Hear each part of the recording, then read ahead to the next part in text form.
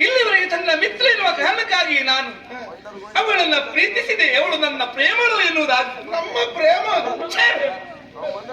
ಅವಳು ನನ್ನ ಮಿತ್ರ ಎಲ್ಲ ಇವತ್ತಿನಿಂದ ನನ್ನ ಶತ್ರು.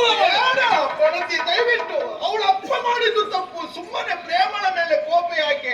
ಅವಳನ್ನು ಸಾಯಿಸುವಂತ ದ್ವೇಷ ಯಾಕೆ? ಅವಳ ಅಪ್ಪನ ಆತ್ಮಕ್ಕೆ ಶಾಂತಿ ಕೊಡ್ಲಿಕ್ಕೆ ಅವಳೇನು ಹೋರಾಟ ಮಾಡ್ತಾ ಇದ್ದಾಳೆ. ಇನ್ನು ಸಮಾಧಾನವಾಗಿರುವುದಿಲ್ಲ.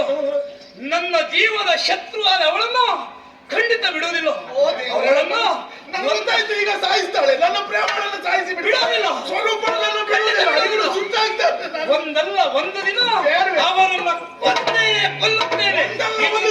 ಶಪಥ. ಒಂದಲ್ಲ ಒಂದು ದಿವಸಕ್ಕೆ ಹೋದ ಇವಳು ನೀಯತ್ತು ಇವತ್ತೇ ಕೊಲ್ತಾಳೆ ಬರ್ಕೊಂಡ್ಯಾ?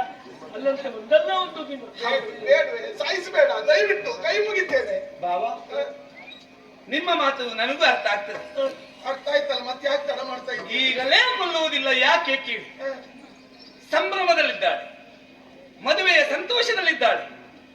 ನಾವೆಲ್ಲರೂ ಮದುವೆಗೆ ಹೋಗಲೇಬೇಕು. ಆ ಮದುವೆಗೆ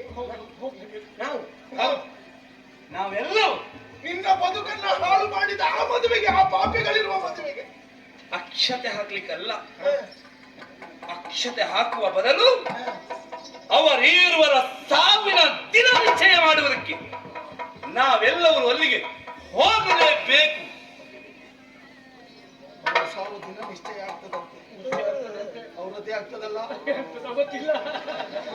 ಇದೇ ಜೊತೆಗೆ ನಮ್ದೇ ಆಗ್ತದೆ ಅಂತ ನೀವಲ್ಲಿ ಇಲ್ವಾ ಬಾಬು? ನಿನ್ಯಾಕೆ ಭಯ? ಇದ್ದೇನೆ, ಸ್ವರೂಪ ಅಲ್ಲಿ ಇರುವುದಲ್ಲ ಕೇಳಿದೆ.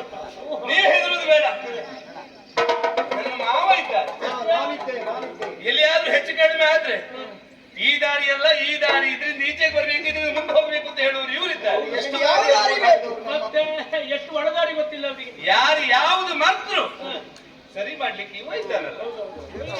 ಅವರೆಲ್ಲ ಸಾವು, ಅವ್ರದೆಲ್ಲ ಬೆಂಕಿ ಎಲ್ಲ ಆದ್ಮೇಲೆ ಬೂದಿ ಹೊರಡ್ಲಿಕ್ಕೆ ಅವರು, ಬೆಂಕಿ ಹಾಕ್ಲಿಕ್ಕೆ ನೀವು, ನಾವು ನೀನು ಕೊಟ್ಟಿಗೆ ಇನ್ನು ನಿಶ್ಚಯ ಮಾಡಿ. ಆದ್ರಿಂದ ಯಾರು ಇಲ್ಲಿರುವುದು ಬೇಡ, ಎಲ್ಲ ಒಂದಾಗಿ ಮದುವೆ ಆಗುವಲ್ಲಿ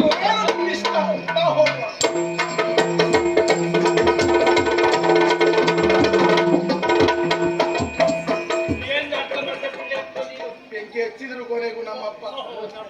ನನ್ನ ಮಗ ಹೇಗೆ ಹೆಂಗರಿದ್ರೆ ಅಪ್ಪನಿಗಿಂತ ಮಗ ಬೇಕು, ಮಗನಿಗಿಂತ ಅಪ್ಪ ಬೇಕು. ಕಿಡಿ ಸಣ್ಣದಾದರೂ ವನ ಸುಡದೆ ಬಿಡುತ್ತದೆ. ಖಂಡಿತ ಸುಡ್ತದೆ. ಯಪ್ಪೋ ಸುಟ್ರು ಅರಣಿ ಮಂಡಲ ಮಧ್ಯದೊಳಗೆ ಹೌದು. ಕರೆಗೂ ಬಂಧನ ಆಯ್ತಲ್ಲ ನಿಮ್ಗೆ.